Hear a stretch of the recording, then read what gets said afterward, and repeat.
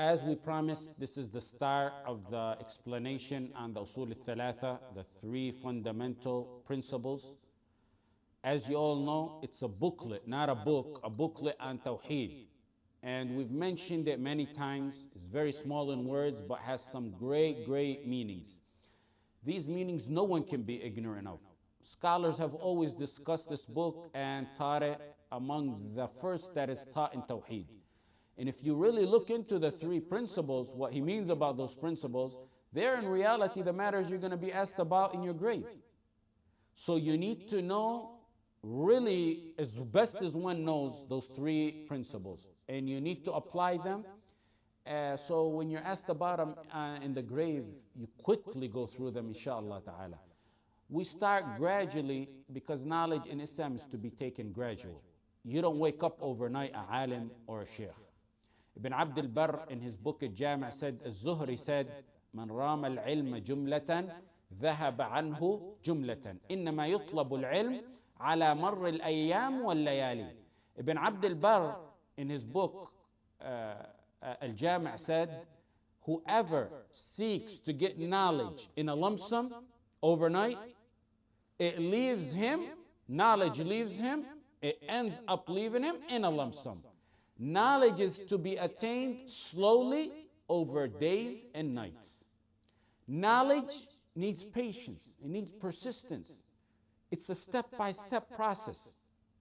You don't go, for example, to some in-depth aqeedah books and then getting frustrated and facing complex matters you can't break down, which you would have been able to do had you went in a step-by-step process. Some brothers tell me they're studying aqeedah books, tawheed books that ulama have had hard time breaking down. And the bigger problem is they're studying it on their own, and to top that off, they're not even studying it in the language of the author. So explain to me how you can understand it like that. If you are unable to get to a teacher, which many, especially this day and age, they can't get to a teacher, that's a whole different story. But you still gotta at least know how to start. Now this is a startup book on Tawheed, and even though you can sit and read this book right now, as before I even finish this introduction, you can probably have the book done reading it. It still needs to be broken down, sentence by sentence, so the student of knowledge understands the deep meaning of what that book really entails. If you start in the step-by-step process and you find it difficult, which you may be able, you finding it difficult, never ever give up. This simple book that you have before your hand, I studied it cover to cover with 11 different shuyukh. And portions of it I studied with even more than that. But the entire booklet with 11 different shuyukh.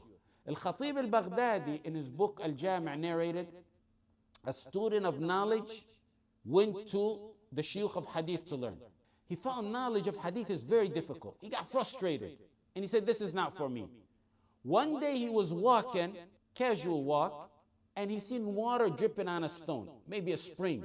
If you've ever seen a spring, especially where water's been dripping on a stone for years and years, or even if you look at a fountain that's been dripping on a stone or even cement, it dents it. It dents the cement or the rock over the years. Water. He said to himself, wow, look at that. Water as light as it is, latif, soft, mild. It affected a stone as hard as it is. He said, knowledge is softer and lighter than water. My heart and my mind are not as hard as a rock. He went back to studying hadith and became a very well reputable, famous scholar of hadith. Start gradually. And as you go on, move patiently. Move forward patiently. This is the start of the classical study we mentioned, and it's to create, I'm not going to say students of knowledge, inshallah, it's to create ulama. The other lectures we did, and we will continue to do, like the University of Yusuf, the Ultimate Pleasure, the Love and Fear series, the question and answers, they're informative, inspirational. There's definitely knowledge in them, but that's not what makes a alim. Those kind of lectures are not what kind of make a alim. If you hear a lecture here and there and attend a 2-day seminar, an event and trailer here and there, that's good. But if that's what makes a alim, then the whole ummah is ulama. Because your fathers have been attending Jum'ah for about 15, 60 years. And they've been attending lectures between Maghrib and Isha for even more of a similar time.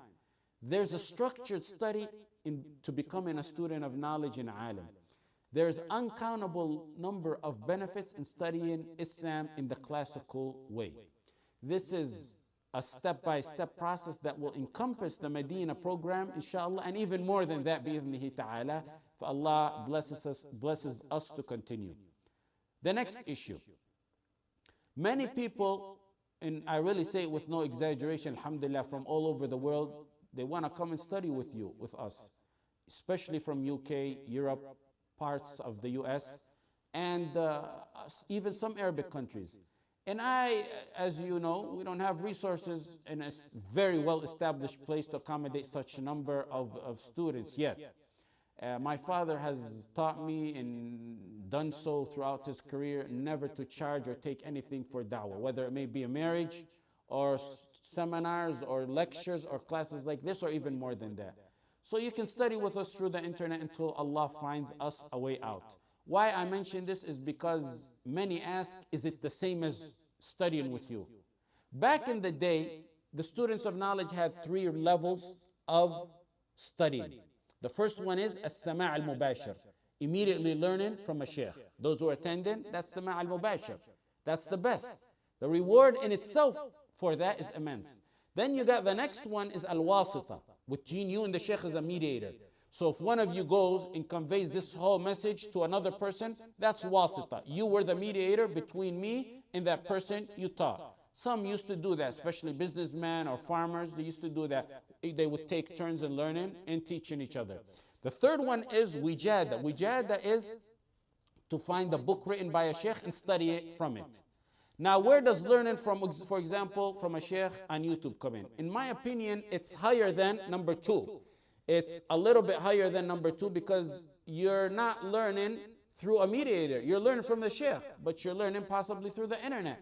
And it's definitely not wijada. It's not taking a book and studying from it. So it's really between the number 1 and number 2. Through the internet, one can even interact these days through emails, or he can call the sheikh that he's learning from. So in reality, it's become a notch under as-sama' al-mubashir. That's not to minimize going to a sheikh. One should not resort to wijada or wasita or any other mean if he can find a direct sheikh. If you find the righteous sheikh you're able to, and he's in the end of the world, you pack your bags and go if you're able to go and learn from him. If Allah blesses us in the future, we can accommodate. We would love for everyone, inshallah, to join us.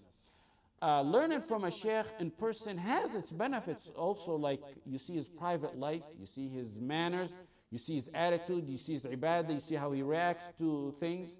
My father, Jazallah khair, outside of the regular Medina curriculum when he sent me, he made sure to contact the major shuyukh of our time, many of them who are dead, and made sure that I study with them. The last one, for example, was Sheikh Muqbil that he wanted me to go attend, and I always used to make dua to learn from him.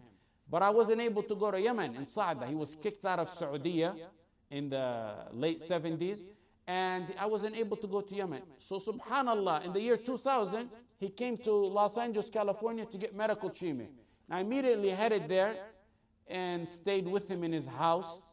Then suddenly, in the middle of the treatment, it was Dhul Hijjah, so he decided to go to Mecca, make Hajj, and return.